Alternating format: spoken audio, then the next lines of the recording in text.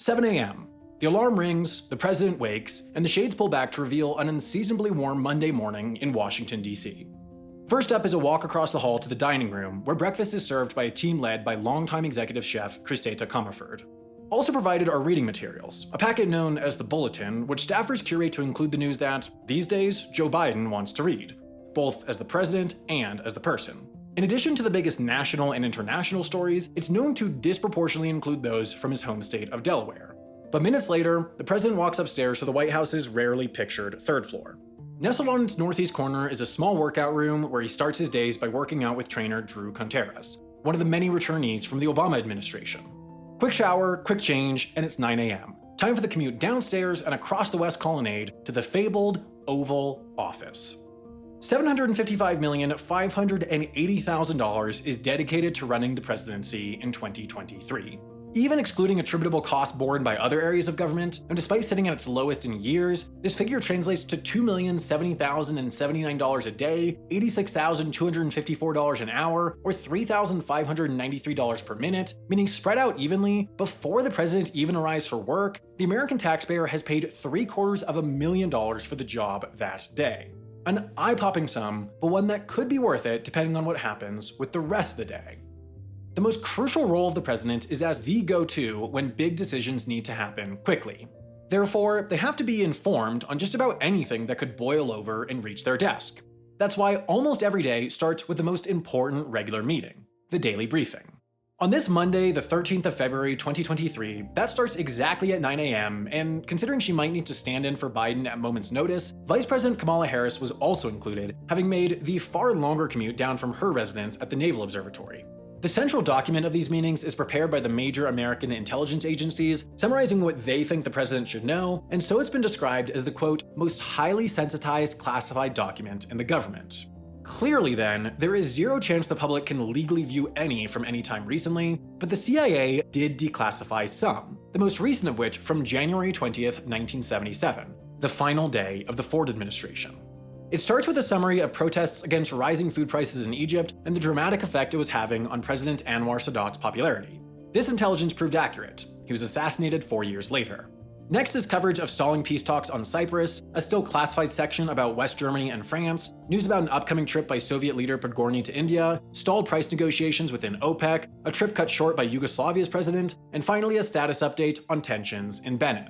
The report's short, the point's brief, but that's the point. The president's supposed to be the generalist, not the specialist. Next, Biden meets with his brand new chief of staff, Jeff Zients. This role is tough to define because it's so all-encompassing, but at the simplest level, the chief of staff is essentially the manager of the White House. They deal with coordinating all the operations of the president and their office, even extending to developing policy, and therefore it tends to be one of the most powerful positions in perhaps the most powerful nation on earth, and yet its holder is rarely well known outside Washington. But quickly, a minor crisis. Speaker of the House Kevin McCarthy tweets that he's lost confidence in architect of the Capitol Brett Blanton. This is an even less known position leading the agency that runs the Capitol complex, therefore responsible for some 2,500 employees and an $800 million annual budget. But Blanton was facing mounting pressure as a recent Inspector General report highlighted a series of missteps. He had accrued 19,000 miles or 30,000 kilometers of prohibited personal use on his government-issued vehicle, even driving it to Florida on vacation, costing the taxpayer an estimated $12,500 in additional wear and tear. He also outfitted the vehicle with lights and sirens, misrepresenting himself as a law enforcement officer, invited friends in for so-called Patriot tours while the Capitol was closed to visitors early in the pandemic, and allegedly did not even show up to work on January 6, 2021, as the building he oversaw was invaded by a mob of election-denying rioters. McCarthy was the most powerful voice asking for Blanton's removal yet, and having done so in such a public manner, it was time for Biden to act. Now, we don't know the exact details of how this particular decision was made because the minute-by-minute details of a president's day, at least within the White House, are not a matter of public record. We get what's called the public schedule, but that only includes what the White House wants us to know about, usually events open to the public or press. Mondays include few of those. They tend to be fairly boring. Nobody really schedules events on the first day of the work week, so no matter the administration, archives of public schedules indicate that, unless traveling, Mondays overwhelmingly focus on the kind of internal policy and planning work that we, the public, don't get to know the details of. At least not for a while. You see, the White House Office of Appointments and Scheduling does keep track, and like most non-classified government documents, eventually the public can get access through the rights granted by the Freedom of Information Act.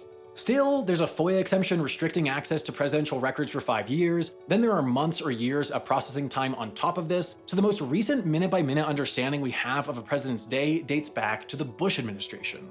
On a similar boring Monday in February, Bush, a notoriously early riser, arrived at the Oval Office by 6:58 and immediately jumped into a series of meetings with his inner circle before his 8 a.m. daily briefing.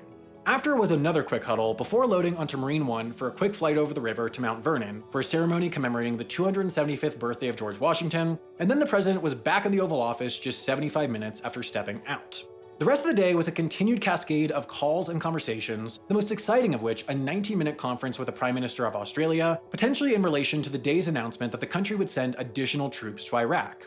Finally, the Monday wrapped with a small event. A screening of the movie Amazing Grace to commemorate Black History Month, before the president finished with dinner in the diplomatic reception room at 6:37 p.m.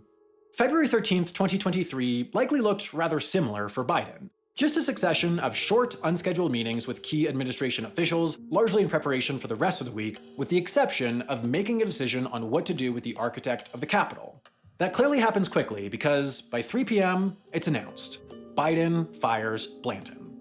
Finally, the last task the public knows about is a 4:30 call to Colonel Paris D. Davis informing him that, after decades of waiting, he would be awarded the Medal of Honor for heroism in the Vietnam War. As usual, the president returned to his residence by 7 p.m., finishing the day with dinner and a read of a collection of 10 letters his staff selected out of the countless more sent to him by the general public. An unexceptional finish to an unexceptional Monday. The rest of the week, however, would lead up to perhaps the most exceptional day of his presidency. Tuesday, slightly busier. It begins with a daily briefing and a call to Indian Prime Minister Narendra Modi to celebrate the day's announcement that flag carrier Air India would purchase over 200 American-made Boeing aircraft. Elsewhere in the West Wing, press slowly amble in. The White House originally told them to arrive at 7 a.m., but in the early hours of the morning, their call time was pushed to 9:30. While we can only speculate, perhaps the administration wanted them on hand when the month's inflation report released at 8:30, but then decided it unnecessary after a tip-off that the numbers would prove rather negative for the president. Inflation wasn't slowing as fast as they'd hoped, so there was no reason to amplify the news with a surprise presidential statement, for example. But there was still plenty for the press that day, and considering the demand for access to one of the most powerful people on Earth, there's quite a system to manage newsmaking at the White House.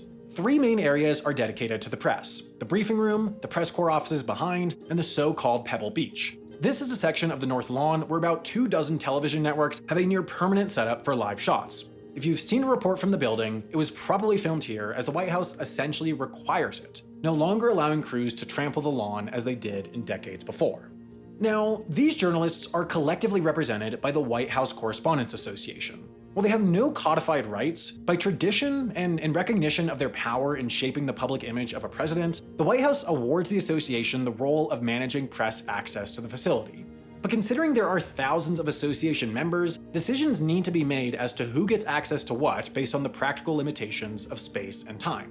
For example, it would be entirely impractical for the entire press corps to travel with the president at all times, but some of the press needs to be with the president at all times. If not, we would not have as confident an understanding about how unexpected events like 9/11 or the attempted assassination of Ronald Reagan played out from Bush or Reagan's perspectives.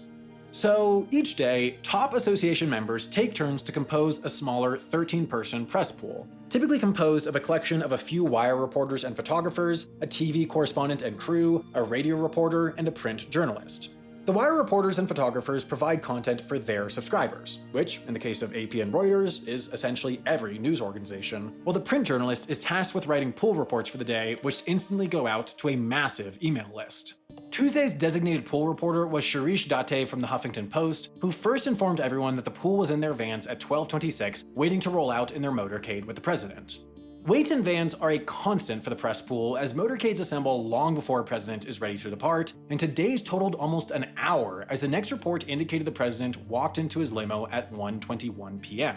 With the knowledge of their departure, anyone at the destination knows to get ready if they want to film the motorcade's arrival. Further reports circulate who's riding with the president, who he took photos with, and then a 2-minute warning informing recipients to get ready for Biden's remarks, be it a reporter watching back at the White House briefing room or a TV director waiting to cut to a live shot of the speech. Essentially, the moment the speech ends, another report goes out summarizing it, including one of the most crucial elements: color. The rest of the press corps can watch the speech from the White House or online, getting an idea of its content, but it's tougher to interpret more subjective things like audience reaction. That's why reports often include notes on this, like the strong response to Biden's remarks against assault rifles and high-volume magazines. The Corps even gets information on Biden's outfits, like this note that he was wearing his trademark aviator sunglasses stepping out of his limo upon return to the White House. But quickly, the travel pool scrambles to the West Wing as the day's briefing is about to start. Now, given the question and answer format, where reporters sit matters. The further forward, the more likely they'll get called on. The front seats also give a better shot talking to the broadcast cameras at the back. Even just getting a seat at all is a big deal in that it guarantees access to the room even on the busiest days and bestows the right to use the offices to the rear. That's why the Correspondents Association has to decide who most deserves one, and therefore the seating chart essentially acts as a year-by-year ranking of the prominence of various media organizations. In 2008, city papers like the LA Times, Chicago Tribune, and Houston Chronicle took up seats in the rear. As the economics of print grew more challenging, and therefore budgets increasingly excluded a White House correspondent, these seats started to get filled by digital outlets like the Daily Beast or BuzzFeed. Today's chart includes more outlets than ever as publications have begun the practice of splitting seats, allowing them to trade off days. But the prime seats in the first and second rows have stayed consistent through the years, still fully dedicated to legacy media organizations like CBS, the AP, ABC, and NPR. Shortly after the briefing concludes, the pool reporter calls a lid, essentially communicating that the White House has no more planned public appearances by the president or their representatives that day, and therefore that reporters can head to the office or home without worry. Wednesday was more of the same. Internal work, a trip to Maryland for a speech on the economy, then an early 3:50 p.m. lid. Thursday, a little more. At 9 a.m., the president boards Marine One for a short 13-minute flight to Maryland's Walter Reed Medical Center for his annual physical. According to a letter released later that day, Biden was recovering well from his COVID infection in 2022, had occasional issues with gastroesophageal reflux, exhibited a notably stiffened gait compared to before his foot fracture in 2020, and had a few other minor issues, but in all was a quote, healthy, vigorous 80-year-old male who is fit to successfully execute the duties of the presidency. The president returns to the White House at 12:26, and quickly after, a pool report goes out informing the press that finally, after days of pressure, he would address the spate of recent shootdowns of unidentified aerial objects above the US. Once that was done, at 5:15, the president delivers remarks to open a screening of the movie Till in the White House's theater in commemoration of Black History Month, and with that, a lid was called at 5:30, finishing a relatively busy day leading up to an incredibly busy weekend. By Friday, February 17th, the week was winding down. Without any public availability on the docket for the day, any news coming from the president's office came in the form of press releases. Then, at 3:18 in the afternoon, a press lid. Oddly though, for a light day and a weekend without work travel, the Bidens decide to stay in DC rather than making their regular weekend retreat to Delaware. In retrospect though, we know it was due to a quiet meeting held sometime during the day where advisors and Biden decided to add an unannounced, perilous stop to his scheduled trip. Despite an impending departure, the Bidens made the most of their Saturday in the city. The two attend Mass at Georgetown, then take in the National Museum of American History. Closing the night, they head to dinner at the Red Hen, a trendy restaurant in a trendy area, but the image effect they might have hoped for was overshadowed by the internet debate they set off by both ordering the same dish. By 8 p.m., they're back at the White House. For the president, though, the night had just begun. It's 3:30 a.m. Without any notice or fanfare, a motorcade quietly rolls out of the White House, turning what had been a rather standard week into a truly unprecedented one. Normally, when the president heads to Joint Base Andrews to board Air Force One, they do so by helicopter. It's safer, it's quicker, and it's less disruptive to motorcade-fatigued DC residents. But Biden's not supposed to be traveling. He's supposed to be sound asleep in the residence, and a fleet of 5 Marine One helicopters over downtown DC just sticks out.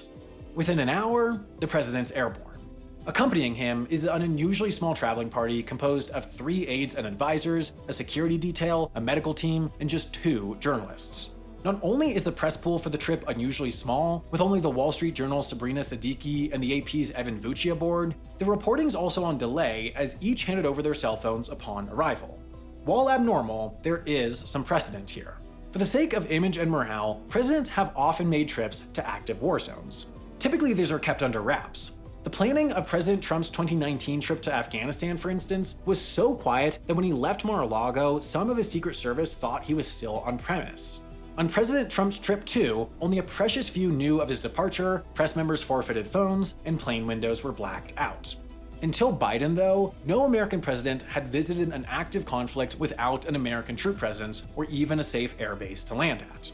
Slipping into war-torn Ukraine without the presence of the planet's most powerful fighting force, without direct American air support, vehicles, or troops providing security, is an extreme risk, but a risk deemed by the president as worth it, and a risk deemed by his security personnel best minimized by speed and secrecy rather than largesse and brute force.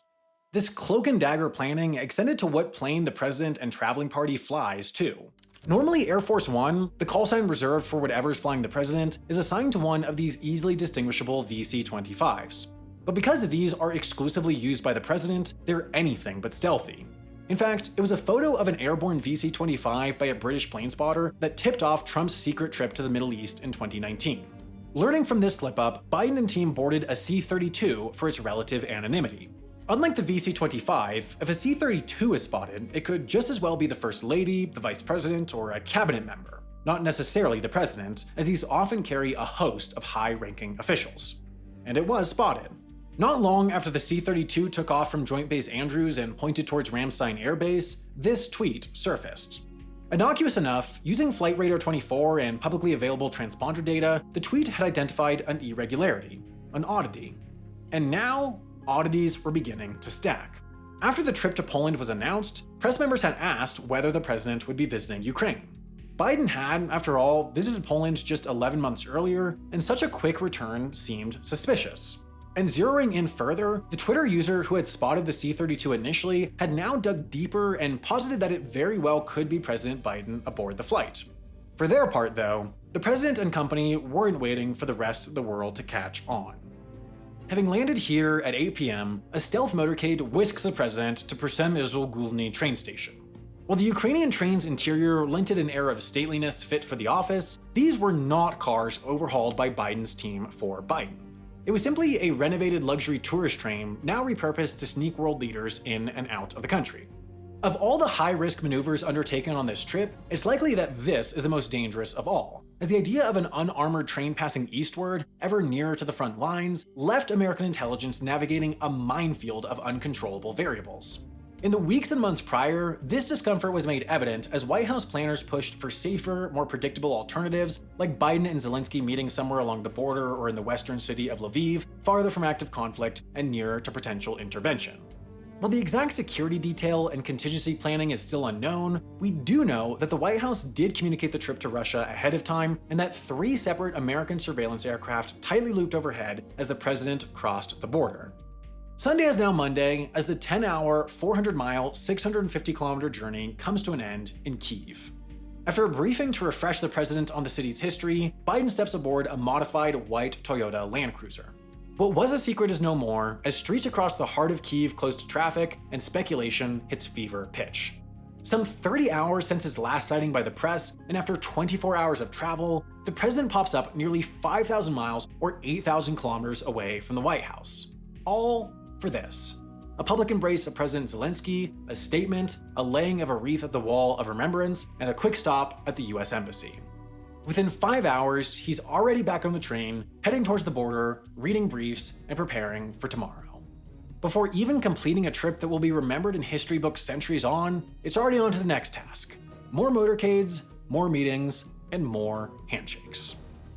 The executive branch understands the power of minor yet regular action. Each day in their daily briefing, the president learns a small amount about an ongoing issue, and as that sums up over the days, weeks, and months, they become one of the most informed people in the world on that subject. Our sponsor Brilliant uses the same principles to unlock the ability for anyone to learn some of the most daunting subjects out there. Learning complex subjects is actually rather straightforward. You just have to break them down into smaller chunks that you can understand, and Brilliant does that for you. With their clear explanations and interactive challenges, you learn the chunks, then they build them back up into the broader subject. And on top of making it easier to learn these subjects, the structure allows you to learn as fast or slow as you want. The chunks are small enough that you can learn a component of gravitational physics, for example, just as you're waiting for a meeting or class to start. Then, if you do that enough, eventually you have a confident grasp of subjects that incredibly few others do. I think my favorite courses are the two on logic because it's just such a fascinating subject, but they have others on mathematical thinking, statistics, computer science, and most of the complicated STEM subjects that you'd want to tackle.